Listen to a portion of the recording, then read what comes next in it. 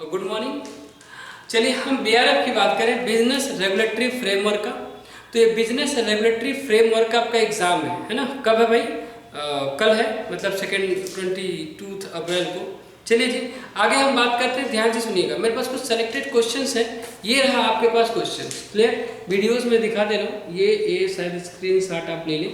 अगर इसके बाद भी अगर आपके पास प्रॉब्लम है ना, ये अगर इसके बाद भी प्रॉब्लम आएगी तो मैं आपको इसका वो रखा हूँ PDF फाइल, मुझे फ़ोन करिएगा और इस PDF फाइल को मैं आपको दे दूँगा। क्लियर है जी? ये देखिए क्वेश्चन शायद उल्टे दिख रहे हैं क्या आप में? ओके, ये देखिए क्वेश्चन स्क्रीनशॉट ले लेंगे आप।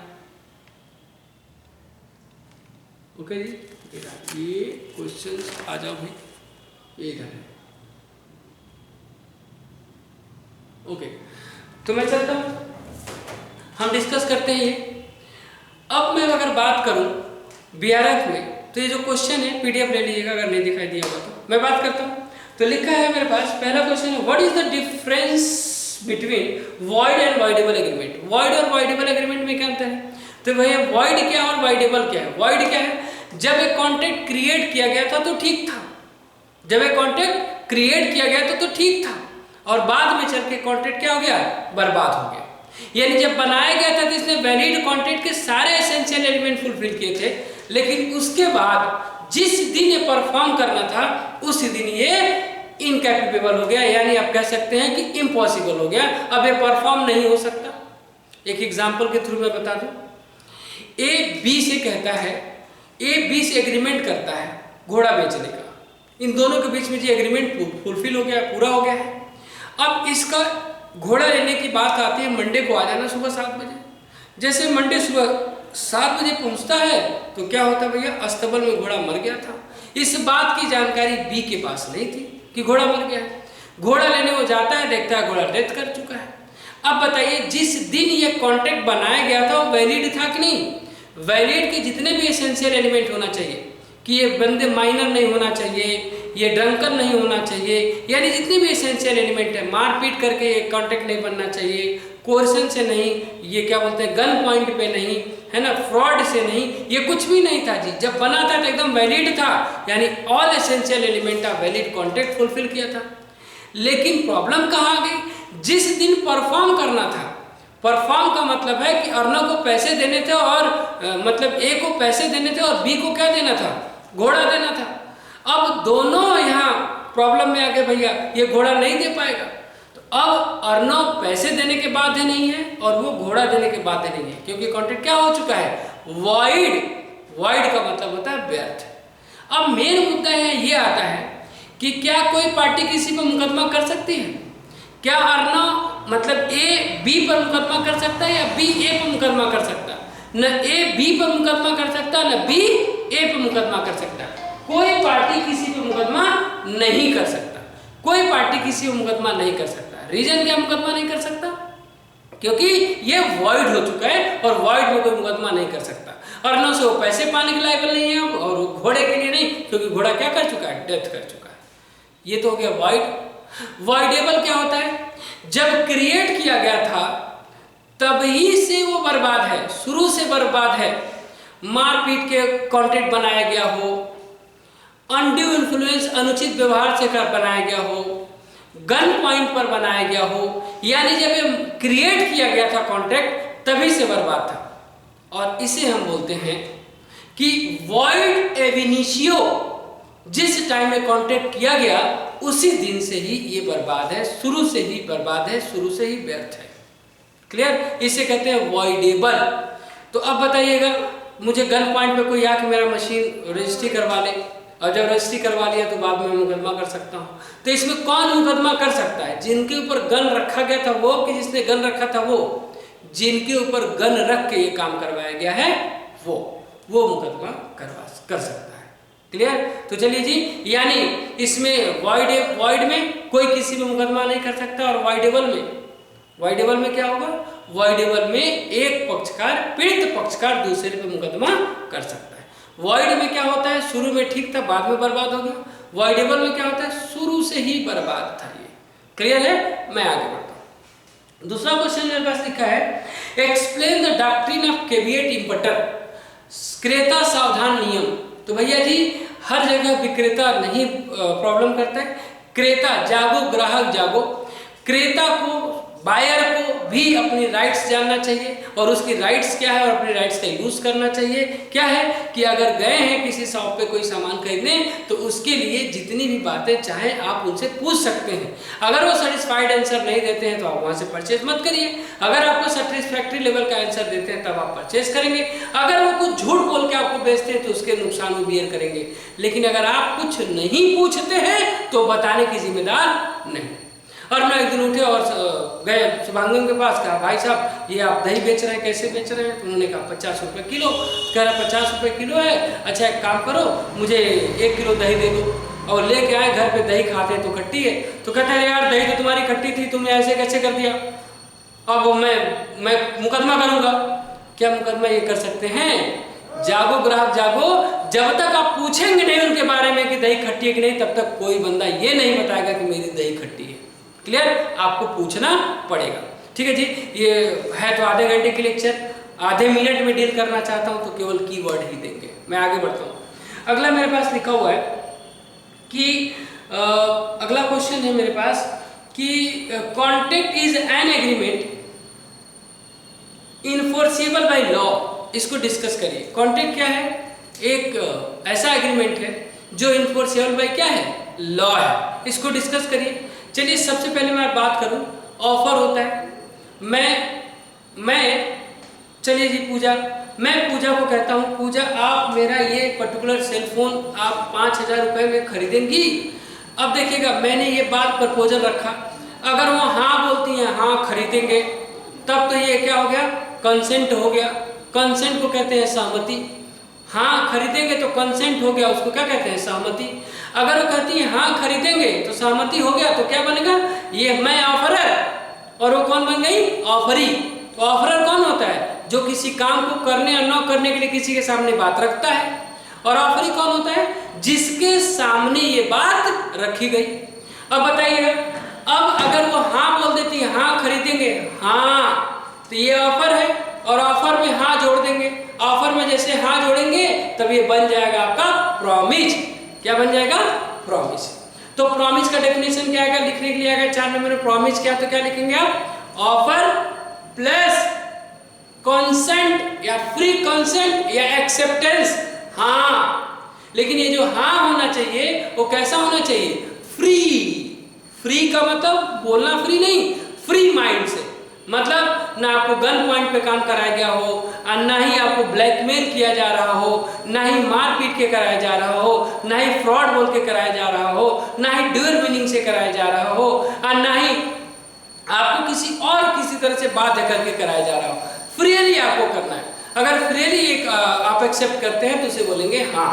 तो जाइए जी, क्या हो गया? ऑफर में अगर जुड़ गया एक्सेप्टेंस तो प्रॉमिस बन जाता है।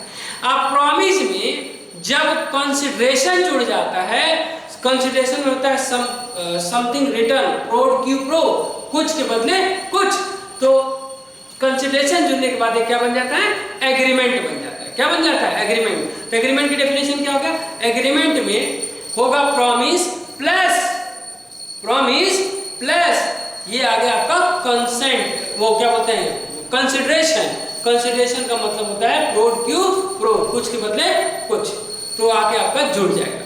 तो चलिए जी आगे हम बात करते हैं। तो ये आपका बन गया, कॉन्ट्रैक्ट बन गया।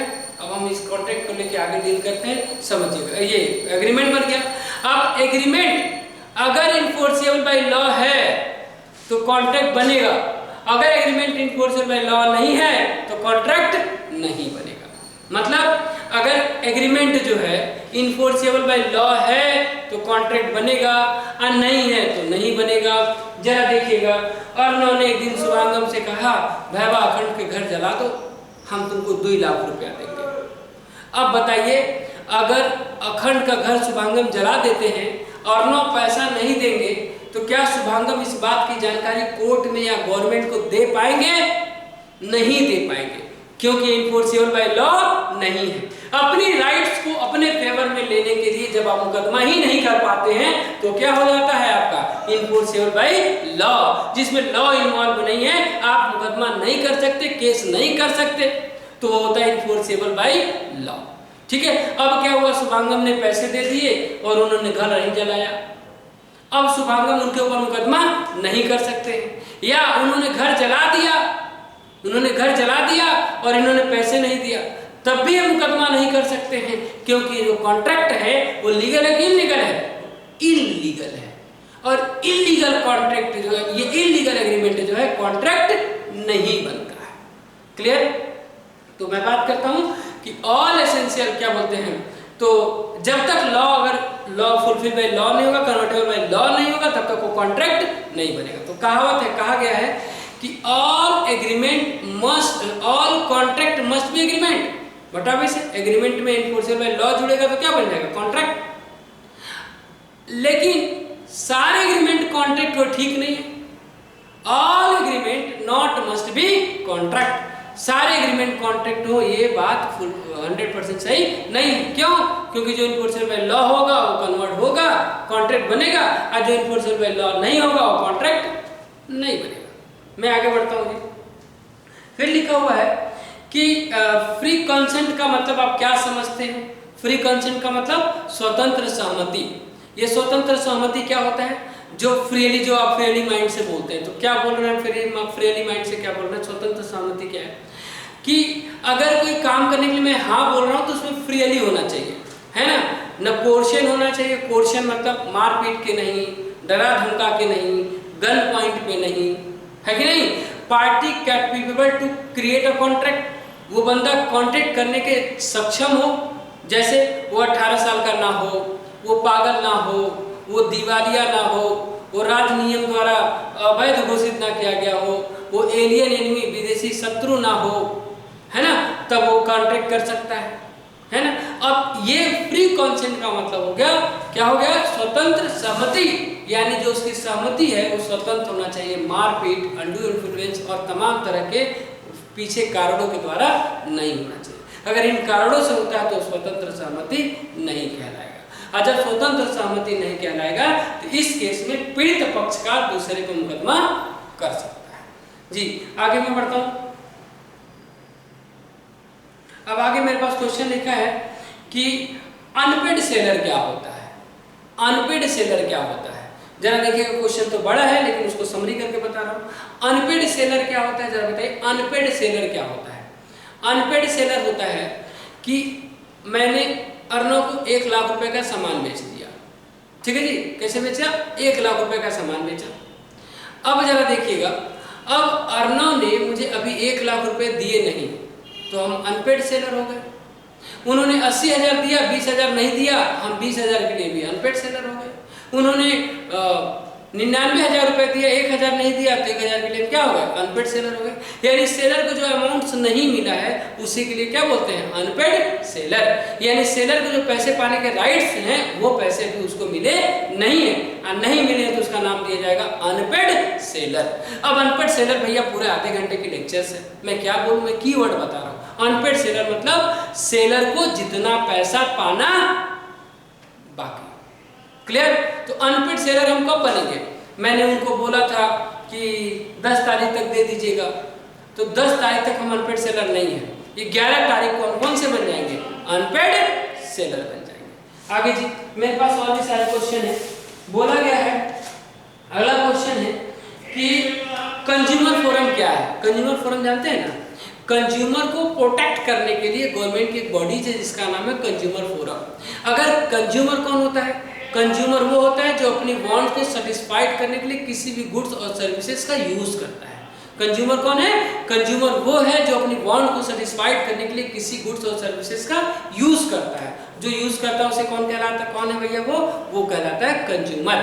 तो कंज्यूमर किसी गुड्स और सर्विसेज को अपनी वांट सेटिस्फाइड करने के लिए किसी से परचेज करा है, जिन शर्तों पे परचेज किया है, जिन बातों से परचेज किया है और जिस भी सेंस में परचेज किया है, उसमें अगर कोई हार्म पहुंचता है उसको, या वो बातें पूरा नहीं होता है, या दिखाया कुछ और बेचा कुछ और जाता है, या उससे कोई नुकसान पहुंच जाता है, या सामने वाला अपना कॉन्ट्रैक्ट पूरा नहीं करता है, या सही वैल्यू नहीं देता है, सही मेजरमेंट नहीं करता है, सही क्वांटिटी नहीं कर देता है, सही पैसे नहीं रिटर्न करता है, अगर इस तरह की कोई भी कंज्यूमर को प्रॉब्लम्स होती है तो सेलर के अगेंस्ट जाके कंप्लेंट फाइल कर सकता है, और कंप्लेंट जो फाइल करते हैं वो कंप्लेंट फाइल होता है कंज्यूमर फोरम।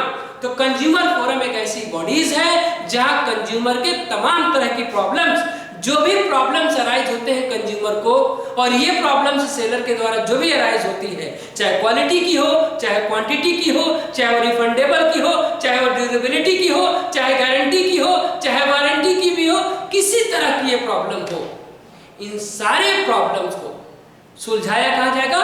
कंज्यूमर फोरम में। क्लियर है भाई? आधे घंटे के लेक्चर में 1 मिनट में डिलीवर कर रहा हूं तो कीवर्ड ही बोलूंगा।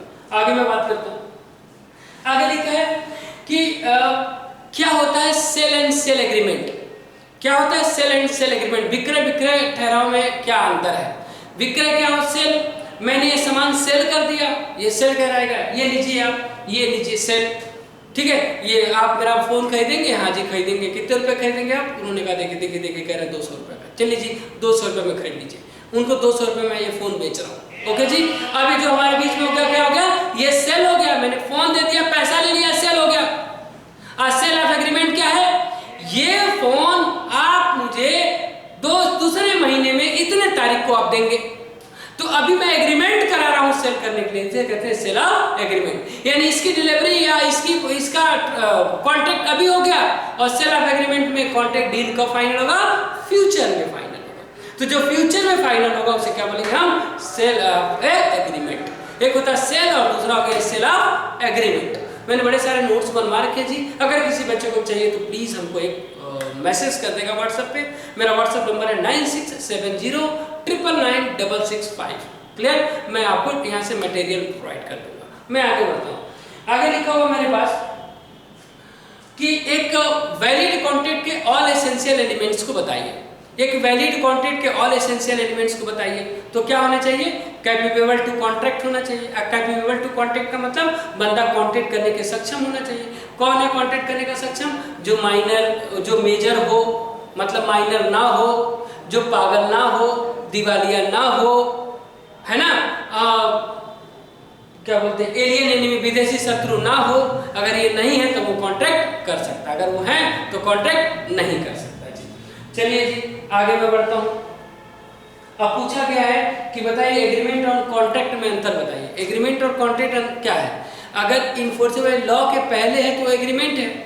इन्फोर्सेबल, अगर एग्रीमेंट में इन्फोर्सेबल लॉ जुड़ जाता है तो क्या बन जाता है? आपका कॉन्ट्रैक्ट बन जाता है। क्लियर? एक आता है क्वासी कॉन्ट्रैक्ट।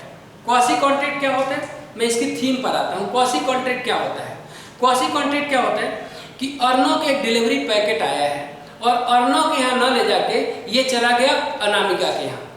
अब अनामिका जी की ये जिम्मेदारी बन गई, जब तक अर्नो लेने नहीं आ जाते अपने सामान को, तब तक अनामिका जी इस सामान को संभाल के रखेंगे। क्लियर? इसे हम क्या बोलेंगे? इस बात को हम क्या बोले भैया जी? इसको बोलेंगे क्वासी कॉन्ट्रैक्ट। क्वासी कॉन्ट्रैक्ट कैसे क्रिएट होता है? क्रिएट बाय लॉ होता है। यानी मेरे दुकान पे, मेरे कोचिंग सेंटर पे कोई आया, सीएफसी पे कोई आया और सीएफसी पे ये फोन छोड़ के चला गया। तो भैया जी सीएफसी पे फोन छोड़ के चला गया, मैंने कोई एग्रीमेंट नहीं किया, ना प्रपोजल दिया, ऑफर दिया, ना एक्सेप्टेंस हुआ, ना कॉन्सिडरेशन हुआ, फिर भी एक कॉन्ट्रैक्ट बन गया और इसे बोलेंगे क्वासी कॉन्ट्रैक्ट। तब तक इस फोन को संभाल कर रखिए जब तक इसका यूजर आ नहीं जाता है। जब तक इसका यूजर आ नहीं जाता तब तक आपको संभाल कर रखना है। इस कॉन्ट्रैक्ट को हम कहते हैं क्वासी कॉन्ट्रैक्ट। ओके, मैं आगे बढ़ता हूँ। अच्छा, क्वासी कॉन्ट्रैक्ट हो गया ये।